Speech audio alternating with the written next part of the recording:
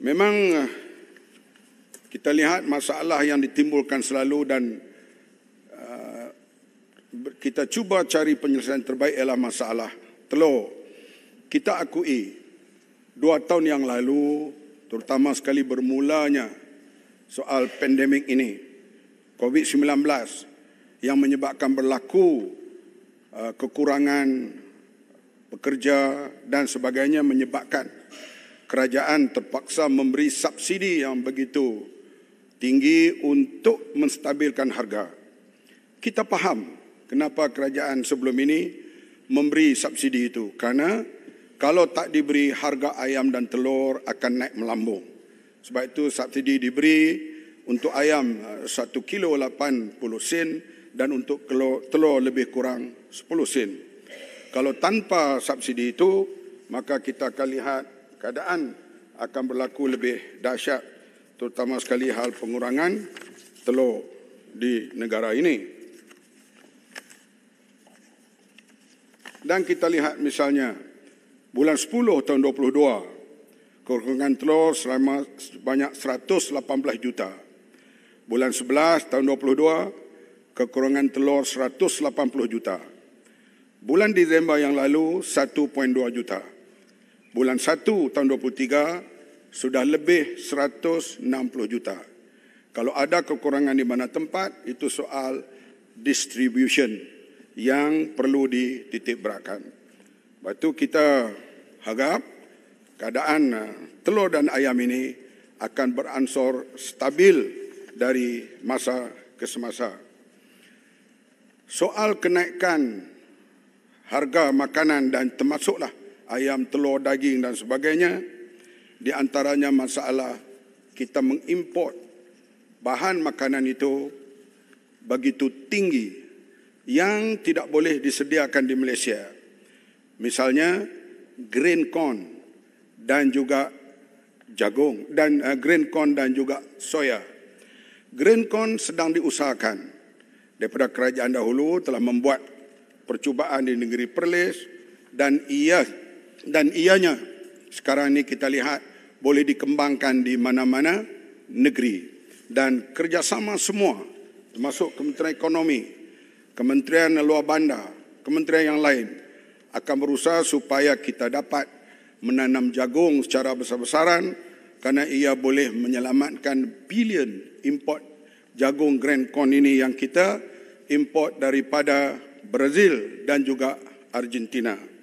Tetapi soya masih lagi perlu kita import. Belum ada teknologi yang baik untuk menanam soya di Malaysia Barat ataupun Malaysia Timur. Sebab itulah di Negeri Sembilan. Sebab itulah kita lihat bahawa dari segi itu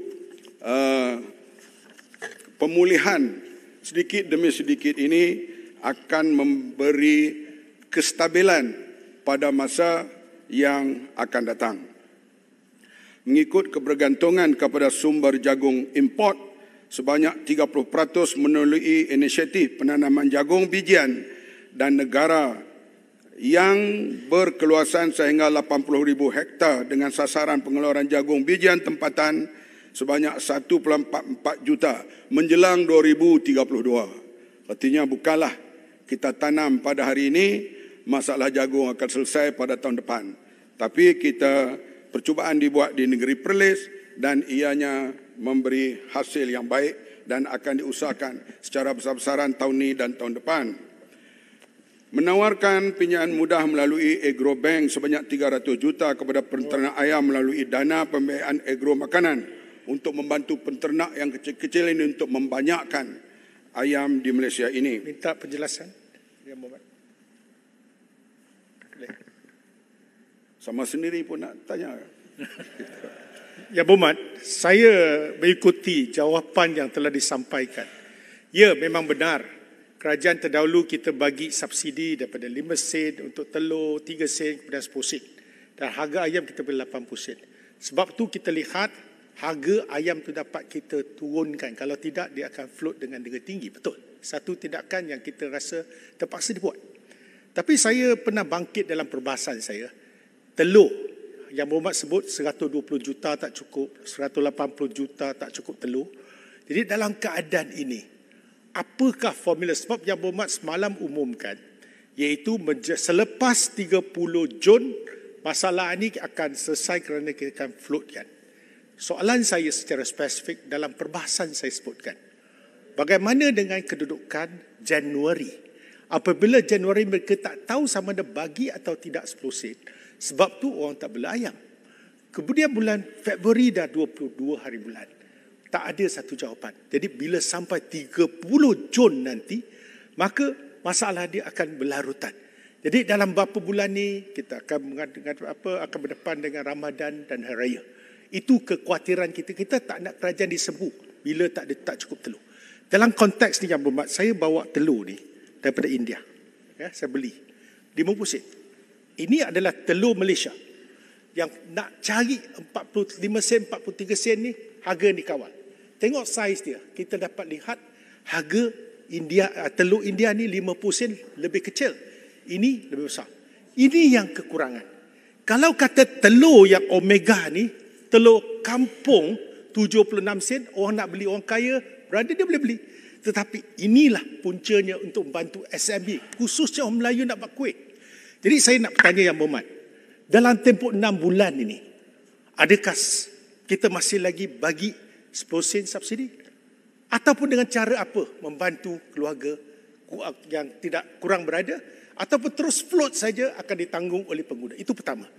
Kedua, kita telah membayar 1.7 bilion untuk penternak ayam dan telur selama ini. Jadi adakah wang tu telah diperuntukkan kepada peternak yang mana kesinambungan penternakan tu boleh dijalankan sehingga untuk 6 bulan ini kritikal untuk kerajaan. Kerana kita nak menyampaikan mesej kerajaan mampu menguruskan krisis telur. Jadi dua perkara ini kalau kita dapat urus dengan baik, saya rasa rakyat akan rasa tahu dia ada pilihan. Kita mengampungkan harga, tapi tak ada komponen untuk kita nak menampung kenaikan itu akan datangkan kesan kepada mereka yang kurang berada. Okey. Ya, minta penjelasan. Terima kasih. Datuk Speaker minta penjelasan juga. Menteri nak jawab dulu kan nak satu ucapan baru jawab berkaitan, boleh berkaitan. Saya cuma nak dapat penjelasan daripada Yang Berhormat Menteri bercakap tentang telur tadi, telur import daripada India. Kalau boleh diberikan berapakah syarikat yang dibenarkan untuk membawa masuk telur dari India ini dan apakah syarikat-syarikat tersebut ya untuk kita mendapatkan gambaran berapakah sebenarnya yang bawa masuk telur-telur dari India ini. Terima kasih.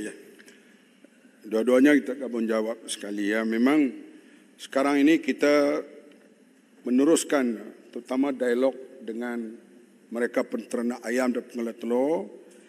Di peringkat sekarang ini negeri Selangor, saya juga akan ke negeri-negeri yang lain. Dan mereka memberi jaminan bahawa dengan perubahan yang berlaku suasana sekarang, mereka boleh berusaha mencukupkan keadaan itu. Dan pengelola-pengelola telur yang besar, peternak ayam yang besar, kita telah temui. Misalnya hari itu Rantau Panjang mencelah dalam ucapan, saya tak ingat siapa. Ada orang mengatakan bahawa tak ada pekerja ini ayam tak telur. Itu dia kurang faham sikit lah. Sebab kita pergi jumpa dengan satu penternak telur iaitu Selasih Sendian Berhad. Ini Bumi Putra. Dia mampu mengeluarkan 500,000 telur satu hari. Tetapi kerana kekurangan pekerja, dia terpaksa tutup satu loji. Menyebabkan dia keluar hanya 300,000 sahaja. Dengan apa yang diambil langkah oleh kerajaan mulai bulan 1 hingga bulan 3, dipermudahkan untuk memasukkan pekerja.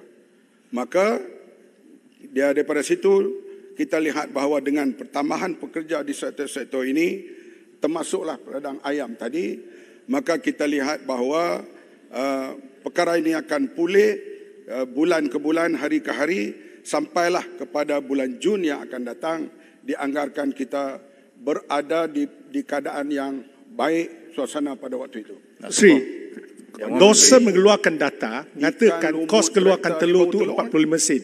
Tapi harga kawalan sekarang kurang daripada itu. Bermaksud rugi. 6 bulan ni siapa akan tanggung?